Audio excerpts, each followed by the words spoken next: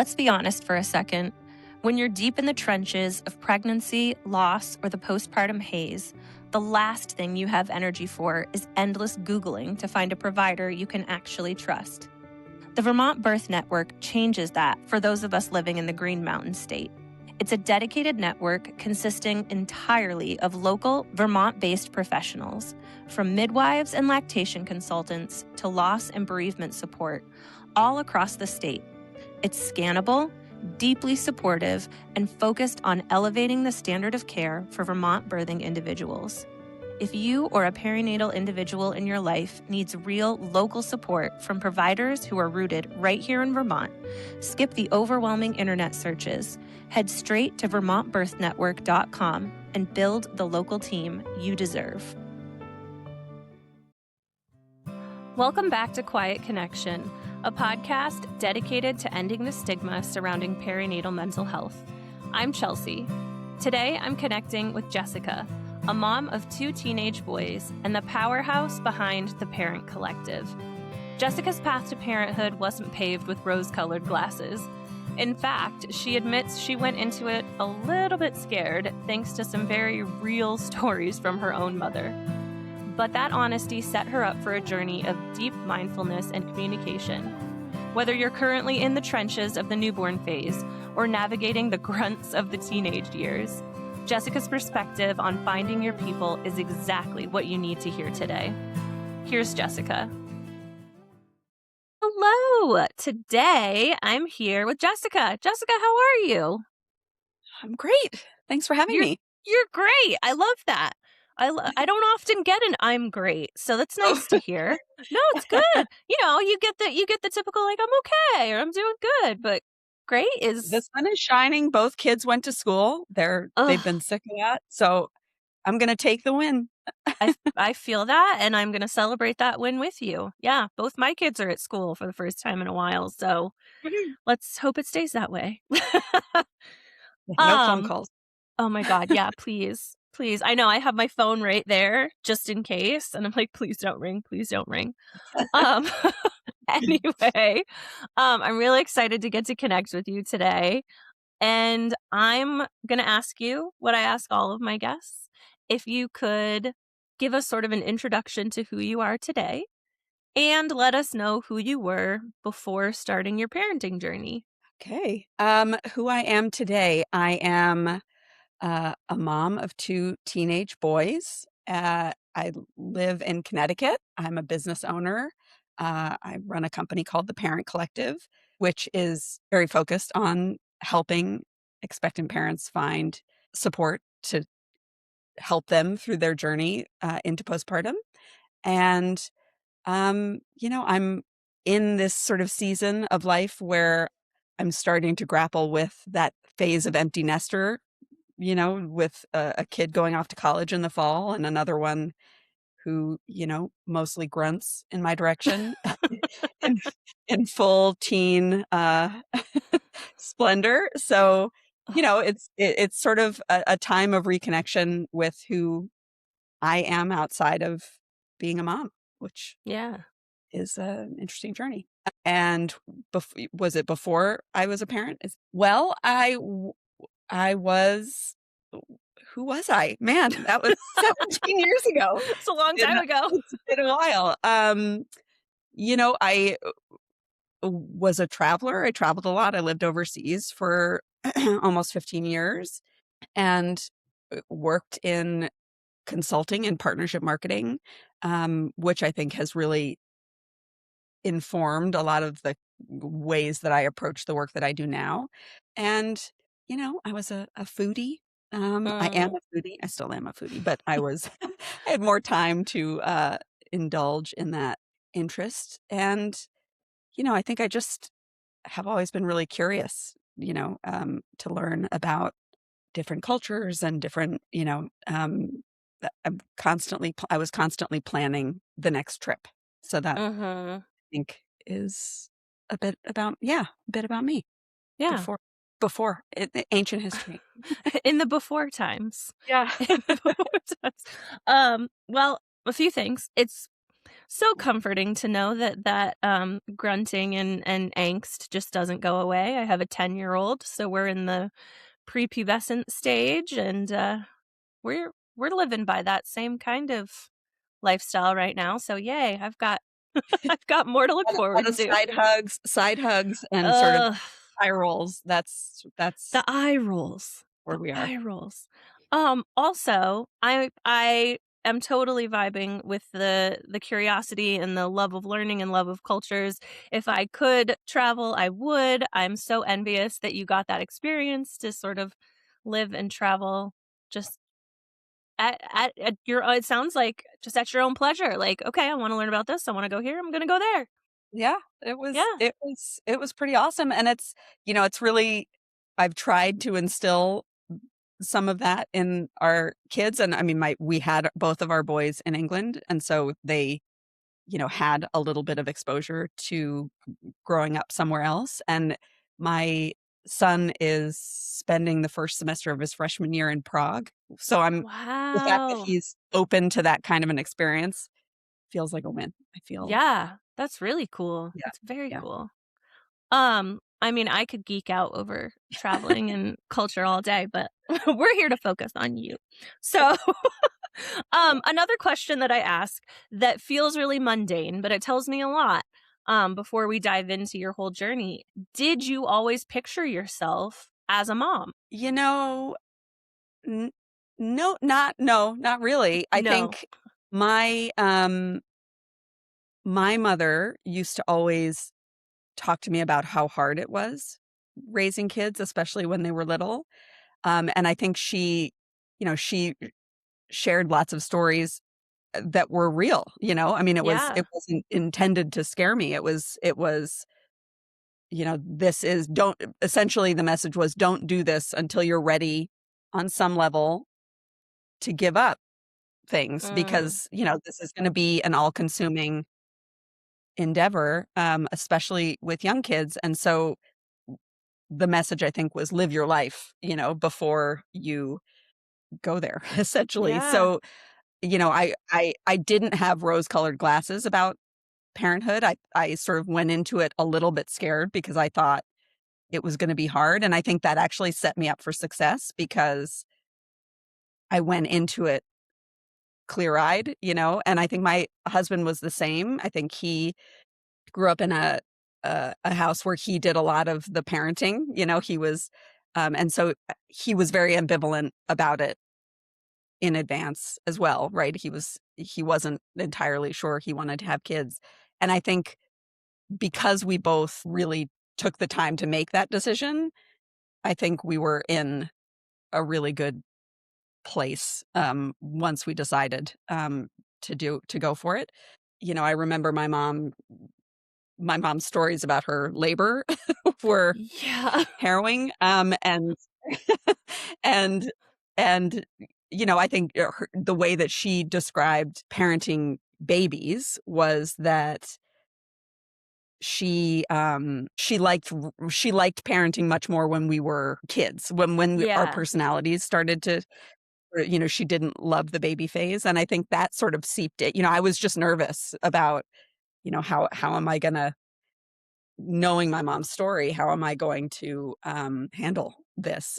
But I think that because I was aware of that, it forced me to really be mindful and have those conversations in advance and share my fears with my husband so that we were sort of able to support each other, in a way that we might not have had we both been like, "Let's go for it."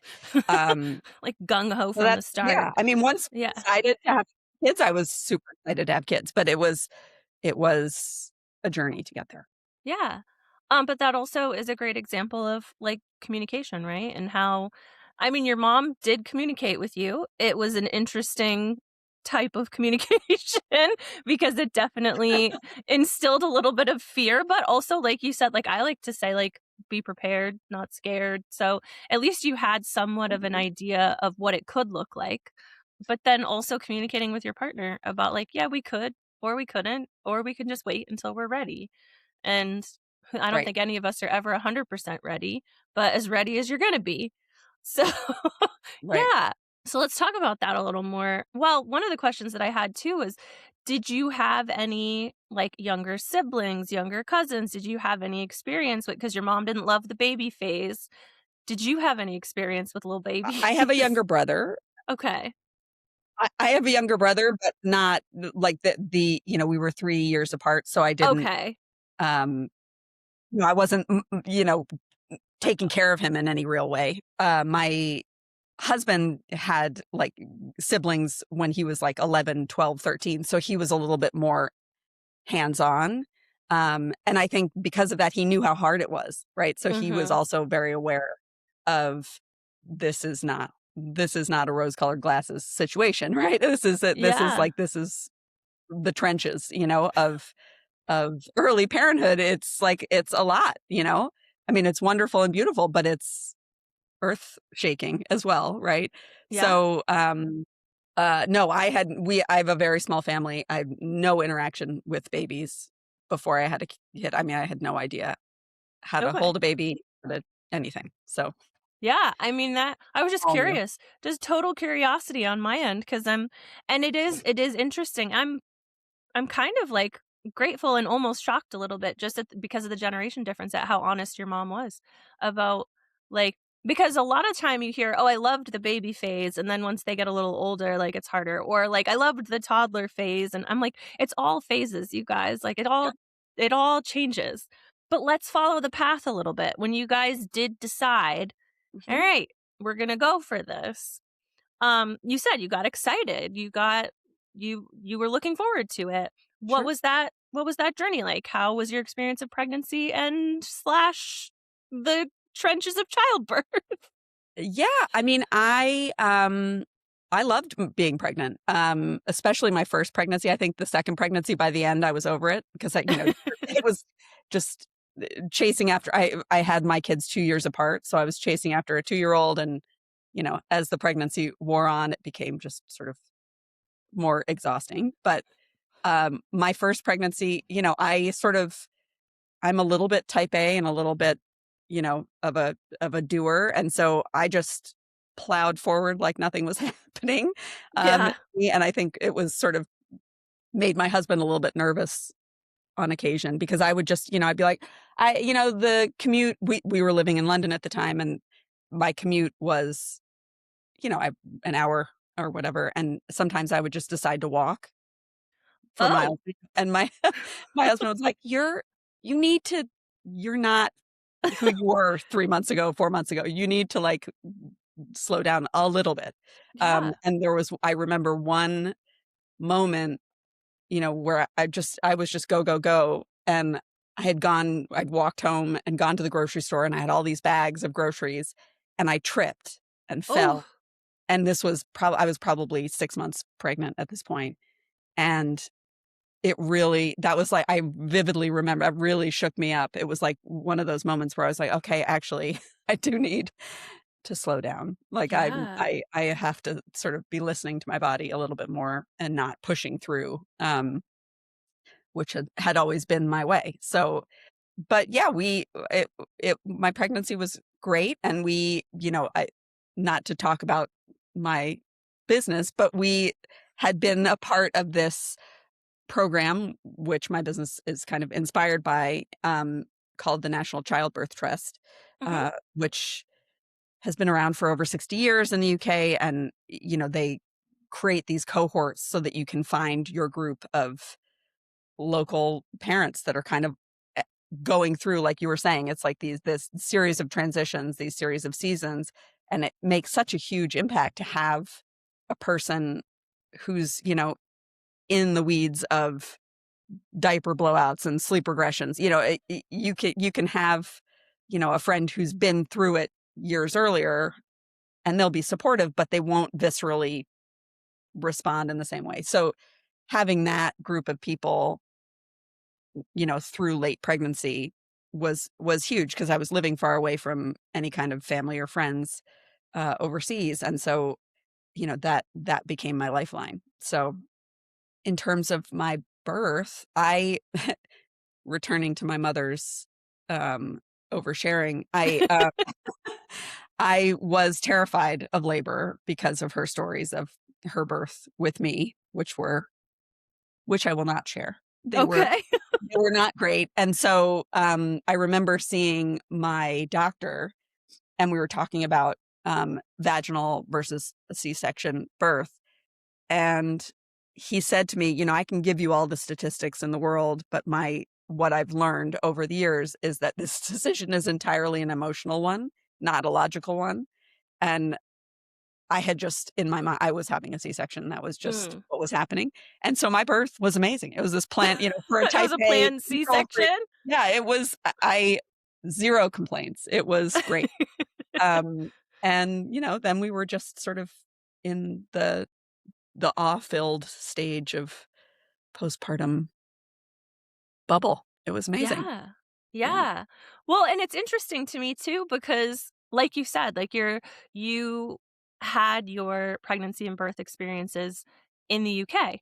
And we've had many guests from the UK and from Australia and where sort of the model of maternal health care is very different. Yeah. Yeah. And so it's very cool to hear you talk about like sort of the inspiration behind your business, which we will talk about because it Yeah, is yeah. part of your story. But that isn't a typical experience here in the US of like, oh yeah, we're going to set you up with a cohort of peers essentially that you get to navigate this experience with through pregnancy and postpartum because you're right. A friend can come in and say like, "Oh yeah, I remember that and that really sucked."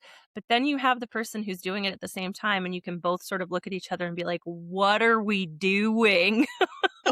Yes, it's a very different energy. Yes. Yes. um, so you had your C-section, and for being a type A, I am a planner. I won't go so far as to say I'm a type A, but I am definitely a planner. So to know ahead of time, like, okay, this is when baby is coming, this is how it Um, is happening, this is where it is happening. Definitely very comforting to for have those for things in me, the it back of was, your for sure. Yeah, for sure. What those you mentioned the newborn bubble and those first few days. I mean, C-section recovery is its own beast, but like what were those first few days, those first few weeks like for you? They were great, honestly. I think, because we were abroad, and I've heard this a lot from new moms in the kind of post-COVID era, because we were far away from family and friends, nobody was visiting us in the hospital. And so it was just we had this little cocoon, to just sort of soak everything in, which was really nice. And I've heard a lot of parents say that they almost appreciated that they were forced to not have visitors in the Yeah. post-COVID, like that there was something really peaceful about that. So yeah, we had, a few days in the hospital that were, just awestruck, staring at this little creature that we're Yeah. like, how did we do that? I And love that. yeah, um, and I, to be honest, my C-section recovery wasn't bad. I mean, obviously it was major surgery, and I had to Yeah. take it easy, and of course, I didn't take it as easy as I should have, as I'm my noticing a stories theme. earlier earlier with kids. But yeah, it wasn't, everybody's story is different, and mine was not bad. Yeah. So, I think for us, we had a couple of weeks that were really blissed out, and, my hormones were all over the place, and my husband would walk into a room, and he'd say I'd be just sobbing, holding our son, and be like, "Are these sad tears? Are these, hormone tears? Like, what kind of tears? Give me I what need some what's context. my reaction to this?" And I was like, "I don't even know. I don't even know what's going on. I'm just a mess." But then so you've probably heard from other British births that there's, when you're released from the hospital, you're admitted into this midwifery system where these midwives come to your house every other day and check the baby, check you, check, feeding is going well.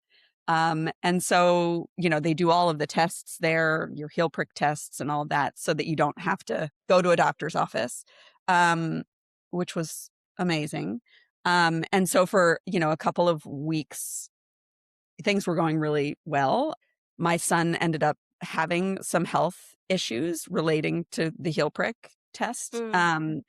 which sort of burst that bubble, because we were then very in the medical, we were in having all of these tests, and it was traumatic to say Yeah. the least.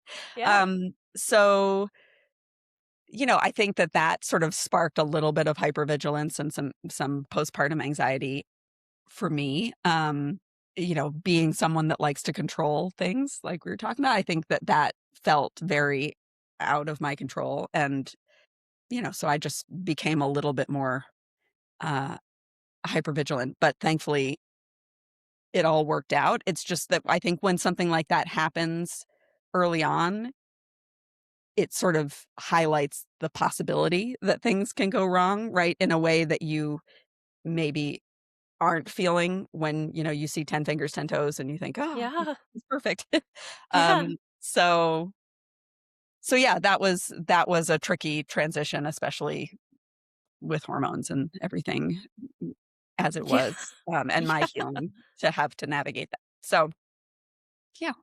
Yeah, you had noted one of the things that you had noted, um, was, like you said, that hypervigilance and that anxiety, and I think that something that my therapist likes to tell me, anxiety is because like, we like to get really angry about it, like, "What is this? Why is this happening?" And it's it's trying to protect you a little bit, and sort of giving, um, validity, and sort of, like, holding space for the fact that, yeah, that you were going through a lot. You're still in the newborn era.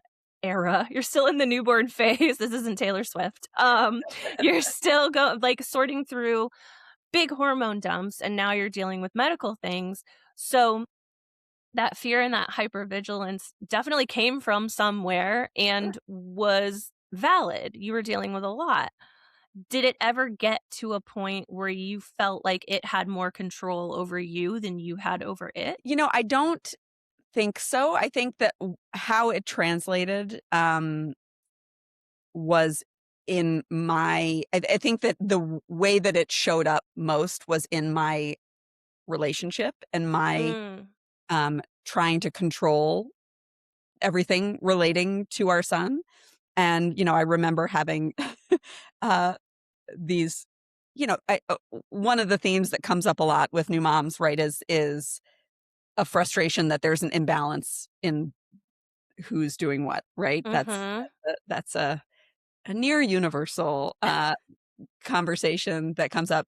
And I think, um, often about my situation and how I was sort of gatekeeping in that I was doing most of the things, but that wasn't my husband's fault. It was more my fault because I was so controlling over the systems that I had created and how, I, envisioned us taking care of our son that it didn't leave him much room to be a parent. I remember having these whisper fights at 3 a.m., when he would be like, I'm on it, I've got him. And he would go into the nursery and turn all the lights on. I was like, Ooh. what is happening? What are you doing? And he would, his response was, I'm a parent too. Like I am allowed to do things my way. Um, and it was a hard lesson. Like we had to there was some time of friction while we kind of established new dynamic, right? One of the things I think people don't appreciate is you go from being two largely independent individuals, right, to now all of a sudden you have to be a team caring for this, it's a huge ballooning of work that has just, shown up. Yeah. This totally um dependent human, and with that, you have to navigate how you're gonna do that work together, right? And Right. so, I think we don't give enough airtime to that transition and how to navigate it together instead of looking at each other as I don't know, opponents. I guess I think that sometimes happens. So Yeah. I'm actually really glad that you brought that up because just like you said, it isn't something that's talked about often, and it is something that, like, as you were saying it, I was like, "I completely forgot about that." And my kids aren't 17 and, like, my kids are still very young. I have a 10-year-old and a 3-year-old, but I do remember I think even if you are and like you said, every experience is different. You can have a super strong partnership and a super strong connection with your partner or with your spouse, but adding parenting to the dynamic, it it derails. It maybe not derails, but it shifts everything. yeah. And like, when you said the part about your husband, like, going into the nursery and turning the lights on, I literally felt, like, physically, I was like, "No, Yeah. no, no, no." Like, "Don't do that." But just like you said, my husband has said the same thing to me. He's like, "I am their parent too, and I can, like, they're fine. They're fine. I'm doing things my way and they're okay." But you're right, like that I think for a lot of us, or maybe not a lot of us, maybe I'm just connecting here, but like that feeling of control, like we have to do it this way. We have to do it this way. Yes. Especially when you have a little one that has medical needs too. You're like, we gotta follow this schedule. We gotta Well, do this thing. I think that there's a lot going on there, right? One of the things is, that I grappled with is like I'll give you another example. Like my husband would come home and he'd say, "I'll do bedtime." And Mm. amazing. You got it, right? So I would be downstairs cooking and we had a routine for bedtime, involved, dim lights, soft music, a story, whatever. And I would hear coming from upstairs, like, like, music, like Oh really no. blaring music. And I would be seething in the kitchen thinking, what part of winding down do you not understand? And I would be thinking in my head, right, this is going to have knock on effects for my day tomorrow, right? Mhm. Because I'm home with the baby. He's going to be riled up. He's going to sleep differently. Like I would spiral thinking about all of the ways in which my day and my night would be negatively impacted by not following the schedule, right? And I would, because the thing that I was most concerned with by a mile was sleep for me, because Yeah. I'm not I'm not well when I don't sleep. I know nobody. That was something I I that feel that. really Yeah. that really consumed me, was anxiety about sleep. And so, we had a couple of like knockdown, drag out kind of brawls about this situation. And he said to me, and I'll never forget it, he said, I knew you'd be mad and I did it anyway. And the reason that I did it was because you have all day with him, right? I come home and I have an hour if I'm lucky, to spend time with him. And I want to bond in my way too. And I have, I want to laugh with him and play with him, and I don't have, the opportunity during the week. And so I made a judgment call that I knew this was going to piss you off, but I did it because I'm a parent too, right? Like I Yeah. want to have those opportunities to connect and bond with him. And, knowing his motivation for it, right? It didn't lessen my anxiety about not following The the system, routine. right?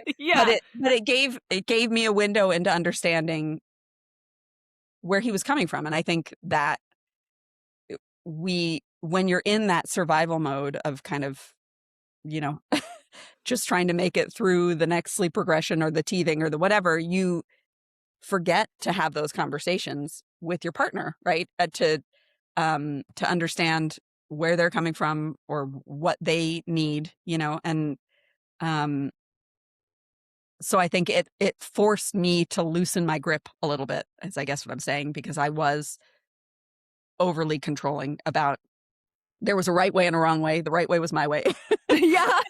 and any other way was the wrong way. Was the wrong Uh, way. so, so I had to check myself a little bit. Yeah. So relatable, at least to me, and I'm sure to many others, but, like, yes, I totally I totally get that.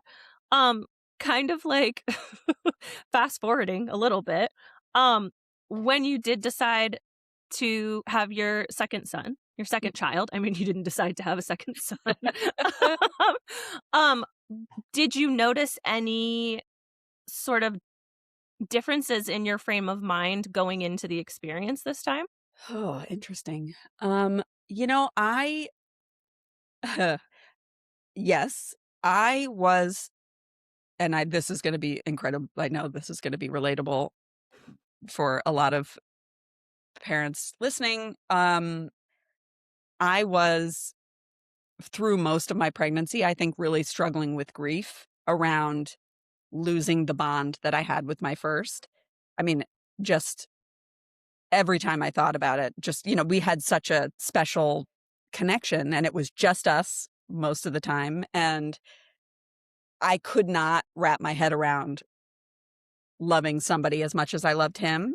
And Yeah, I was, you know, totally conflicted about how our relationship would change with the introduction.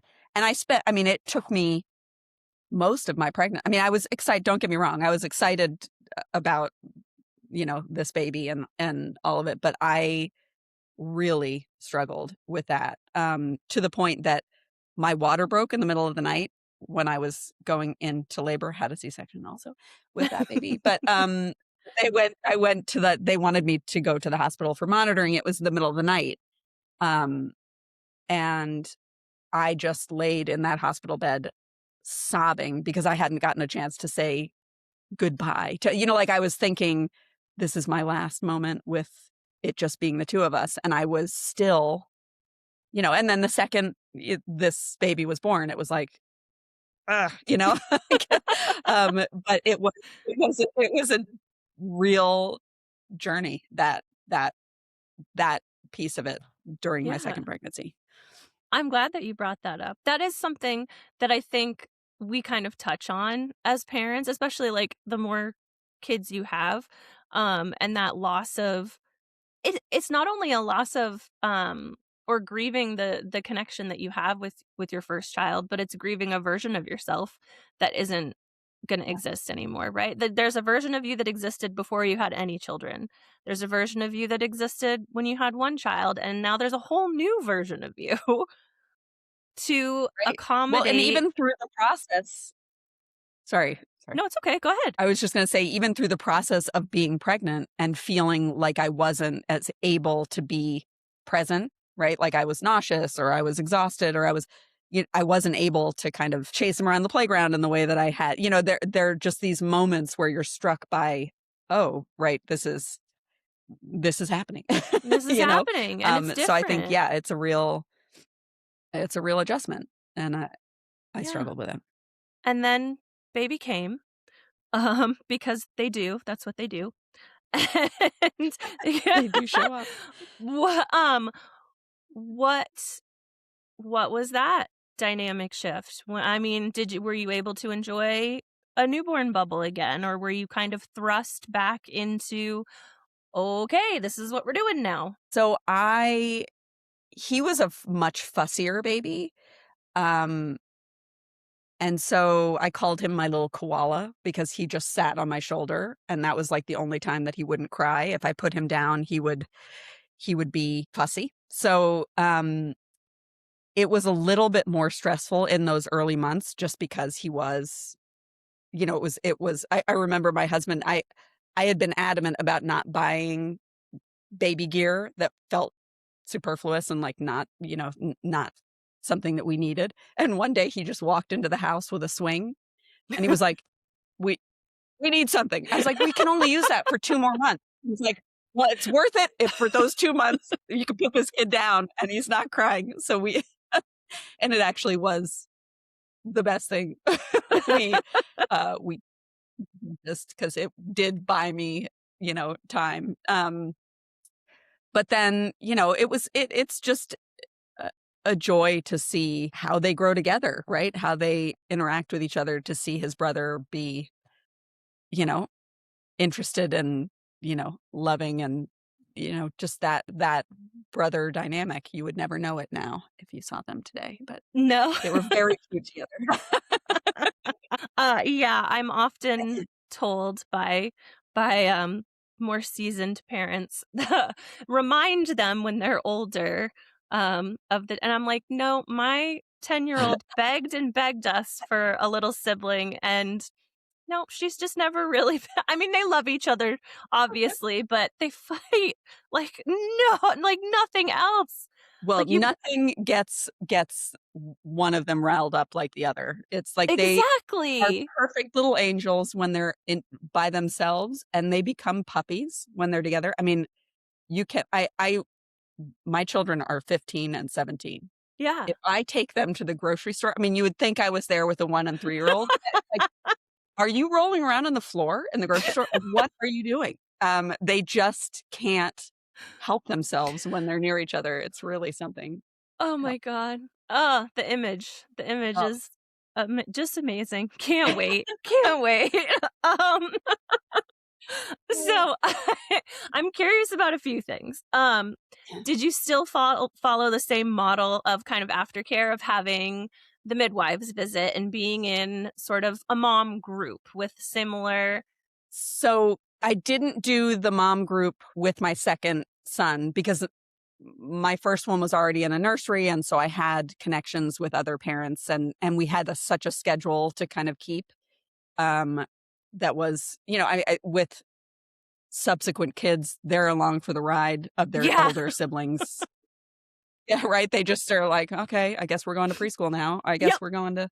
Um, so, that sort of informed a lot of, you know, what he did. He kind of with his brother's friends and, occasionally that friend would have a sibling that was near, that was kind of, we'd strike gold if, like, one of my older son's friends had a sibling that was his age. So, yeah, it he no, I mean, I had lots of friends from that first time around, but didn't seek out the same kind of community Yeah.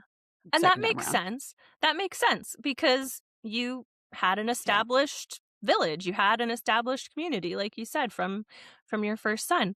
I'm curious when the transition happened to coming back to the States. So, we had been sort of talking in circles about it for years, and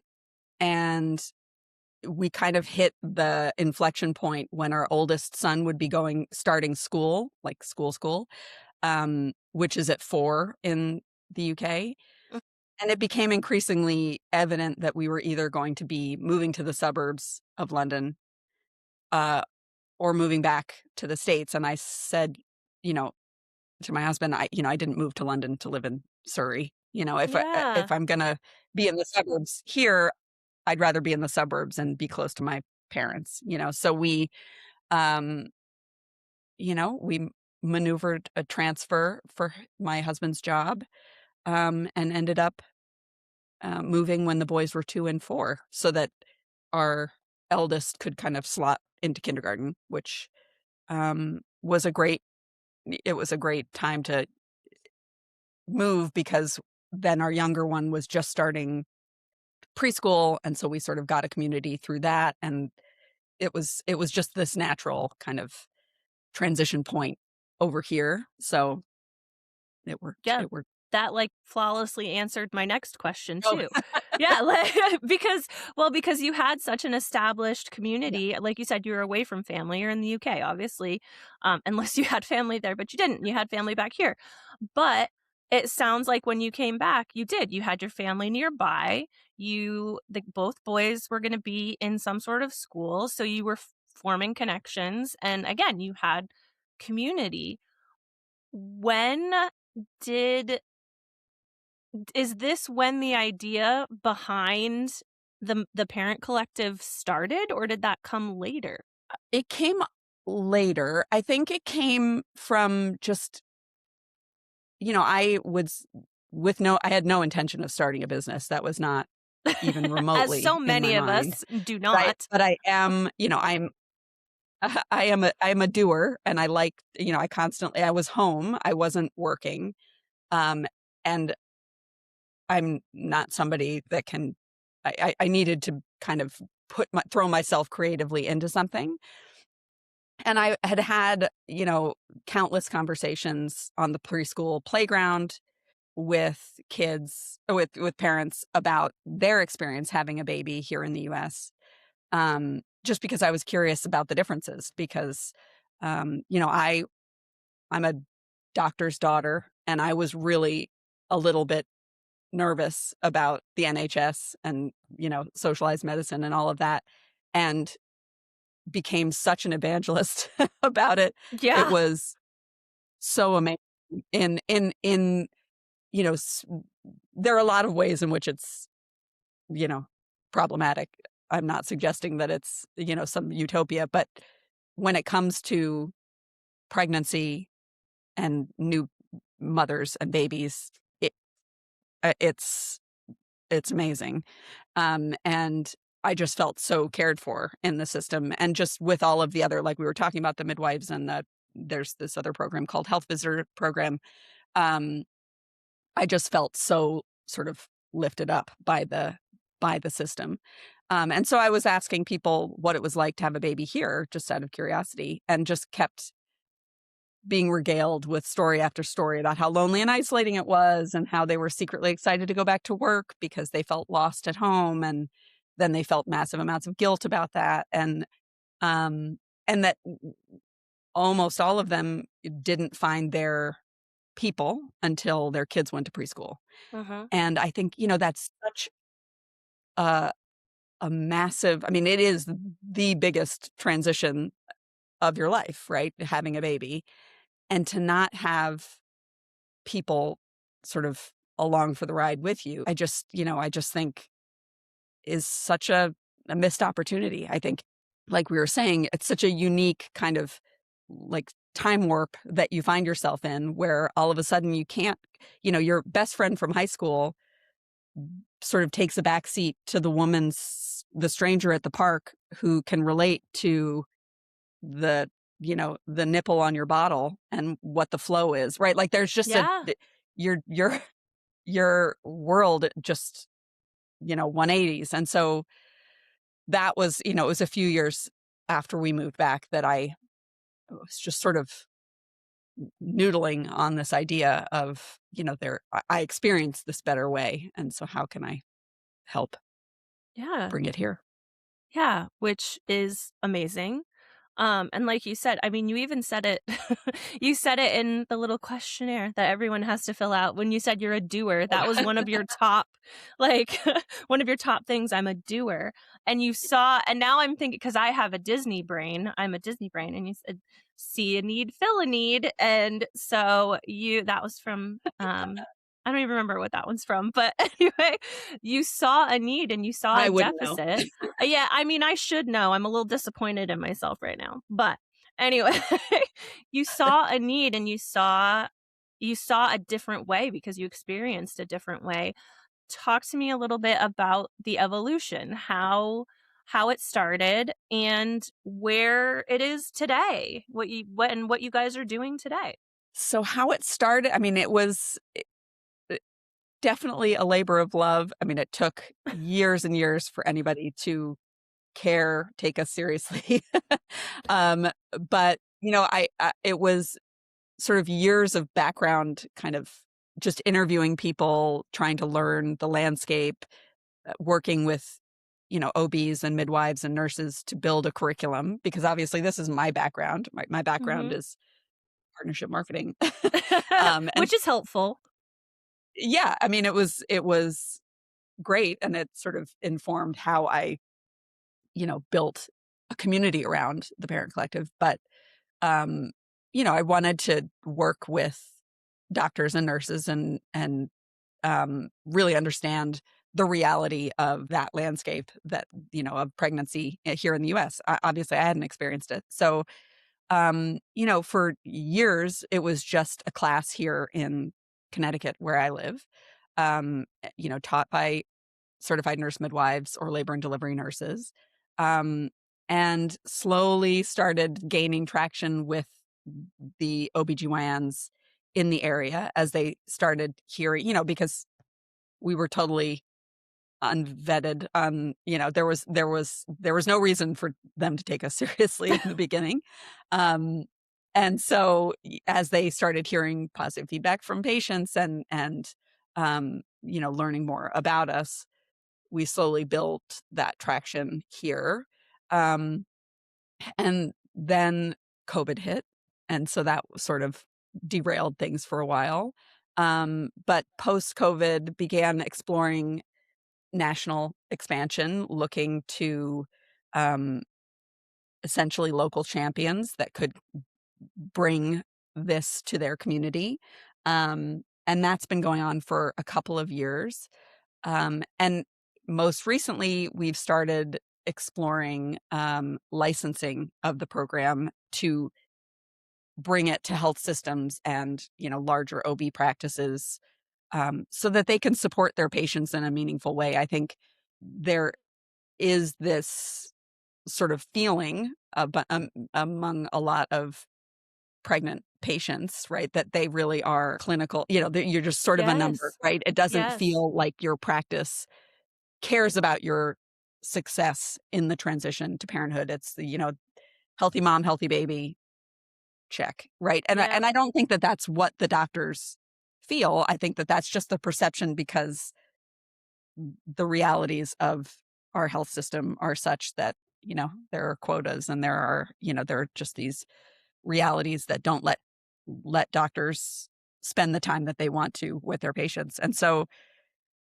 our classes are a way for a practice to show that they care about the whole patient and that they care about their success emotionally as well as physically. I think that that's um, huge because there are all these studies that show that if you have one person, like real person, not someone in the comments section, but a real person to talk to that understands what you're going through and validates your experience, that it can have a huge impact on your postpartum mental health. And so um, I see the prenatal education piece of the parent collective as almost as secondary, really. I mean, it's important for a short period of time, but really it's the sticky stuff that helps you make friends that can kind of Yeah. see you through that transition. So, Yeah. I love that, and I'm also learning more about it as we talk about it, because my experience of the parent collective, just through, like you said, through social media, is this community building, and to hear that there is a lot of, I mean, I knew to a certain extent that there's this clinical piece to it and training and stuff, but to know that someone like you exists, like, and like you were saying, like, yes, you went through struggles in early parenthood and you went through challenges and you experienced things, but not but and you also didn't come on here today, like, proclaiming, "I had a traumatic birth experience, and like, this went wrong and this went wrong." You told me so many things about what went right, even along with the things that were so really ridiculously hard, and to still have that motivation to look to others and say, "Wow, okay, this doesn't feel right. How can I help others to have an experience similar to what I had?" Like, that is a superpower. That's a superpower that you have, and what you're doing, it is, and what you're doing, is huge, and I'm grateful for it. If you Again, another one of those silly questions, but if you kind of had to summarize the Parent Collective into, like, a single, like, tagline or sentence in terms of what your goal is and what you do, how would you summarize that? well, Chelsea, I have a tagline, which it is essentially it's birth prep reimagined with your village built in. That's our tagline. Yep. Um, and I think that summarizes it perfectly. I think it does too. And I'm glad that you that you caught my little nudge to to fill in the blank.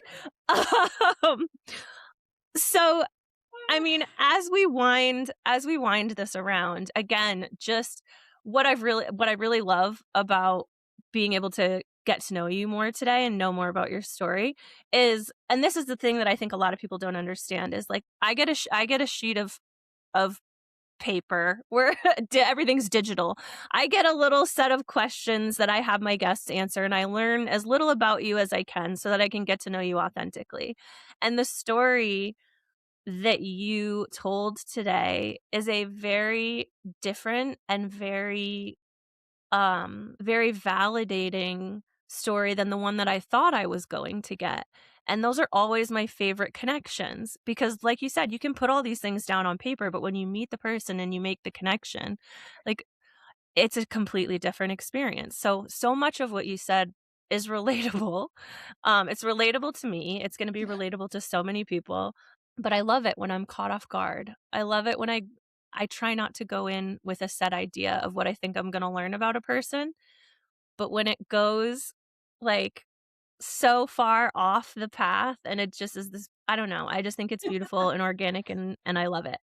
Um to bring us back home, we've talked about it a little bit, at least as we've talked about the evolutions and how you've grown and post-COVID, and I think that shifted a lot of things for a lot of us.